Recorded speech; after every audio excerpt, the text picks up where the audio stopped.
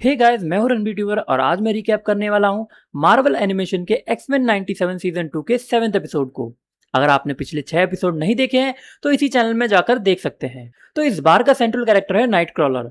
Back story में हमें बताया जाता है कि नाइट क्रॉलर को उसकी मां मिस्टीक ने बचपन में ही छोड़ दिया था। बड़े होने पर उसकी मुलाकात होती है रोग और गैम्बिट से और ये लोग एक फैमिली की तरह बन जाते हैं।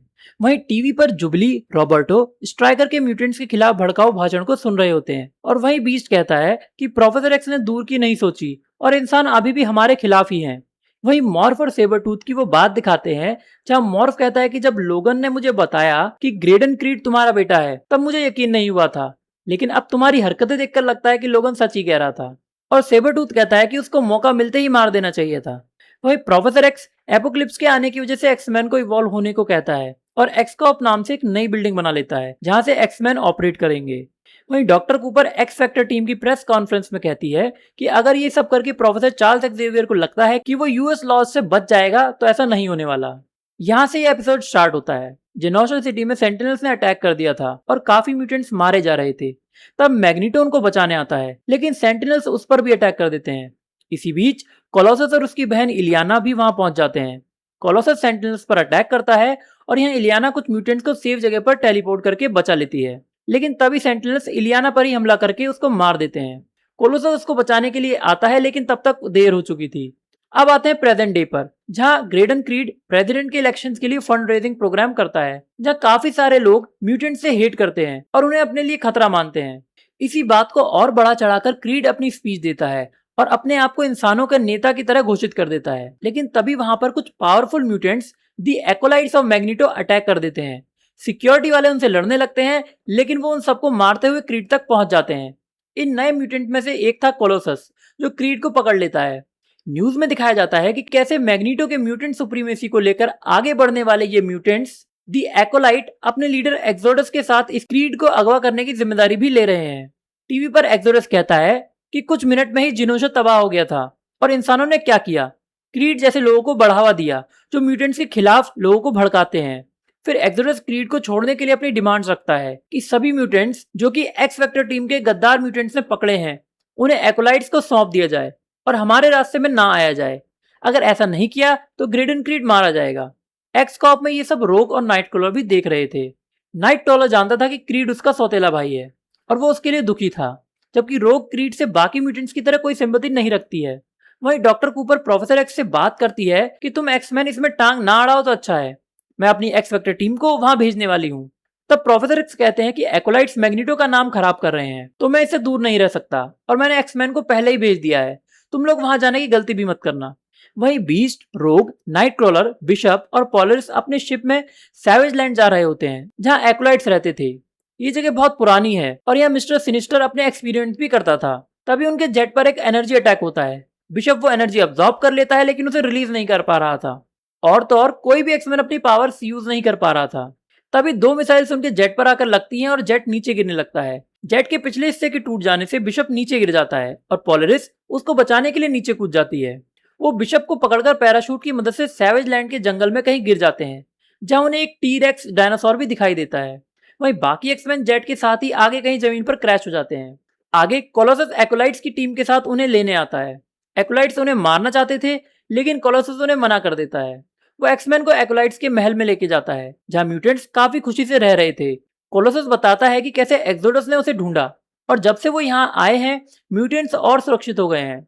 वहां मैग्नीटो की एक बड़ी सी पेंटिंग भी लगी थी। वहीं कोलोसस की बहन की एक पेंटिंग भी थी जो म्यूटेंट्स को बचाते हुए मारी गई थी और अब कोई भी म्यूटेंट्स अपने भाई बहन को ना खोए, इसीलिए कोलोसस यहाँ काम कर रहा था। तब नाइट क्रॉलर कहता है कि मैं भी इसीलिए यहाँ आया हूँ। तब कोलोसस एक्समैन को जेल में क्रीड से मिलवाता है। नाइट क्रॉलर से बात करता है लेकिन क्रीड शर्म से उसे पहचान भी नहीं रहा था। तभी एक्सोडस वहां आ जाता है और कोलोसस को थैंक्स बोलता है कि तुम और म्यूटेंट्स को ले आए, हमारी लड़ाई में जितने भी म्यूटेंट्स आए उतना बेहतर है। तब नाइट क्रॉलर कहता है कि तुम यहाँ इसे बिना मुकदमा चलाए सजा देना चाहते हो। तो कोलोसस कहता है कि तुम खुद जानते हो कि इसकी वजह से म्यूटेंट्स को क्या क्या झेलना पड़ा है। लेकिन नाइट क्रॉलर कहता है कि ये बुरा आदमी है लेकिन हम म्यूटेंट्स तो बुरे नहीं है। हम कोर्ट में ये तो तय कर सकते हैं कि इसे सुधरने का एक मौका और मिलना चाहिए या नहीं। और वो एक्सोडस को इसके लिए चैलेंज करता है। एक्सोडस इससे खुश नहीं था और वो कहता है कि अगर तुम केस हार गए तो क्या करोगे। तब नाइट क्रॉलर कहता है कि फिर वो भी एक्ोलाइट्स की टीम में शामिल हो जाएगा। वो लोग कोलोसस को जज चुनते हैं। उधर पोलरिस और बिशप क्रैश हुए जेट के पास आकर देखते हैं कि एक्समैन को एकोलाइट्स ले जा चुके हैं। वो प्लान बनाते हैं कि कैसे उन्हें छुड़ाया जाए। इसके लिए वो सबसे पहले इनहिबिटर टावर को उड़ाने का प्लान करते हैं, जिसकी वजह से एक्समैन अपनी पावर्स का यूज नहीं कर पा रहे थे। लेकिन वहां कैसे पहुंचा जाए ये क्लियर नहीं था। तभी वहां उड़ रहे डायनासोर को देखकर पोलरिस एक प्लान बनाती है। उधर महल में क्रीड के ऊपर मुकदमा चलता है। क्रीड को उस कोर्ट पर भरोसा नहीं था, क्योंकि वहां सब म्यूटेंट्स थे और सब उससे नफरत करते थे। तब एक्सोडस अपना पक्ष रखता है कि क्रीड ने फ्रेंड्स ऑफ ह्यूमैनिटी संगठन बनाया, जो म्यूटेंट्स के खिलाफ काम करता है। उसने एक वायरस भी बनाया था जिससे म्यूटेंट्स मारे जाते हैं। उसने यूएस प्रेसिडेंट को मारने के इल्जाम में म्यूटेंट्स को फंसाने की कोशिश भी करी है।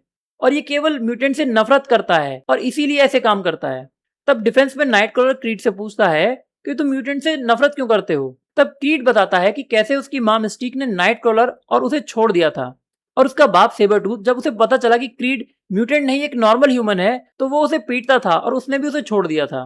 तब नाइटक्रॉलर कहता है कि इसका मतलब तुम म्यूटेंट नहीं, अपने माँ बाप से नफरत करते हो, और इसी नफरत में तुम आज भी अपनी लाइफ बर्बाद कर रहे हो, क्योंकि उन्होंने तुम्हें तुम्हारे ह्यूमन होने पर कमजोर समझ के छोड़ दिया था। तुम्हें अपने आप को माफ कर देना चाहिए कि तुम उनके जैसे स्ट्रांग नहीं हो और एक नॉर्मल ह्यूमन बीइंग हो। तब एक्सोडस को जनता और कोलोसस को देखकर लगता है कि कहीं ये क्रीड को छोड़ ना दें, तो वो खुद ही कोलोसस को वर्डिक्ट देने को बोलकर क्रीड को मारने के लिए तैयार हो जाता है। कोलोसस के कुछ ना बोलने पर वो कोलोसस पर ही अटैक करके उसे मारने लगता है। लेकिन तभी एक धमाके के साथ बिशप और पोलरिस उड़ने वाले डायनासोर के ऊपर बैठकर इनहिबिटर टावर को तोड़ देते हैं और एक्समैन की तरफ आने लगते हैं। एक्सोडस ये देखकर अपनी पावर से उन्हें हवा से सीधा जमीन पर गिरा देता है। तब सभी एक्समैन उनके साथ आ जाते हैं और इनहिबिटर टावर के टूटने के बाद अब एक्समैन एकोलाइट्स पर अटैक कर देते हैं और उनमें भयंकर फाइट होने लगती है। वहीं क्रीड भागने की कोशिश करता है, लेकिन एक्सोडस को अपने सामने खड़ा पाता है और एक्सोडस उसे मारने की कोशिश करता है, लेकिन नाइटक्रॉलर उससे स्वॉर्ड फाइट करके क्रीड को बचा लेता है। उनमें काफी देर तक लड़ाई होती है। तब क्रीड को एक बंदूक मिल जाती है जिससे वो एक्सोडस को गोली मार देता है और नाइटक्रॉलर को धमकी देता है कि मुझे यहाँ से ले चलो वरना मैं तुम्हें भी मार दूंगा। ये देखकर रोग उस पर तलवार से अटैक करती है। नाइटक्रॉलर क्रीड को लेकर वहां से गायब हो जाता है और उसे एक बर्फीले इलाके में ले जाता है और वहां उसको मारने की कोशिश करता है, लेकिन उसे जिंदा छोड़कर गायब हो जाता है। उधर डॉक्टर कूपर प्रोफेसर एक्स से एक्सकॉप के बारे में बात करते हुए कहती हैं कि क्रीड एक्स फैक्टर की टीम को एक सुनसान बर्फीले इलाके में मिला।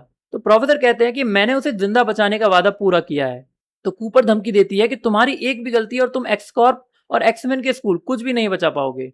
वहीं कोलोसस नाइटक्रॉलर के साथ एक शिप से एक्समैन के स्कूल आ जाता है। वहां नाइटक्रॉलर उसे पूछता है कि तुम्हारा जजमेंट क्या था, क्या मैं तुम्हें कन्विंस कर पाया था। तब कोलोसस कहता है कि नहीं, लेकिन अगर मेरी जगह मेरी बहन होती तो वो कन्विंस हो जाती। उधर एथेंस में केबल अपनी टीम के साथ एपोकलिप्स के अड्डे पर पहुंचता है, लेकिन वहां बिल्कुल अंधेरा था। जब वो लोग वहां देखते हैं तो उन्हें एक लाश मिलती है जो कि एपोकलिप्स की थी, और वहां एक ताश का कार्ड भी मिलता है जिसे देखकर वो हैरान रह जाते हैं। और यहीं ये एपिसोड एंड हो जाता है। तो दोस्तों, वीडियो अच्छी लगी हो तो लाइक कर देना। कमेंट्स में ये जरूर बताना कि क्या गैम्बिट ने एपोकलिप्स को मार दिया है या फिर एपोकलिप्स ने अपने आप को गैम्बिट की बॉडी में ट्रांसफर कर लिया है। ये एक्समैन 97 के सीजन 2 का 7th एपिसोड था। बाकी के एपिसोड्स के लिए रणबीर ट्यूबर को सब्सक्राइब करें।